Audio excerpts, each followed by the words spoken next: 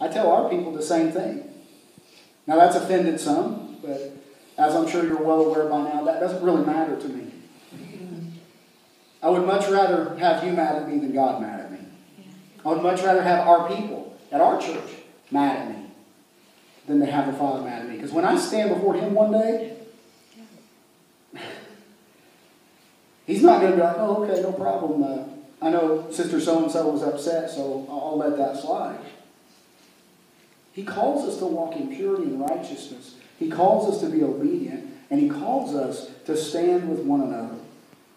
It's God's desire that we stand together as a church, as the body of Christ, connected among different churches. We've got to understand that this is only going to happen when we model His principles in our actions towards one another and when we fulfill our role and our function within the body. How many of you would agree that you have a job to do in the body of Christ? Yes. Yeah. I would go as far to say, as you have a job to do in this house. Yeah.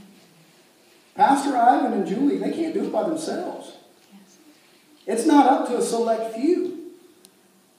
I'll tell you what's going to happen. They're going to become exhausted.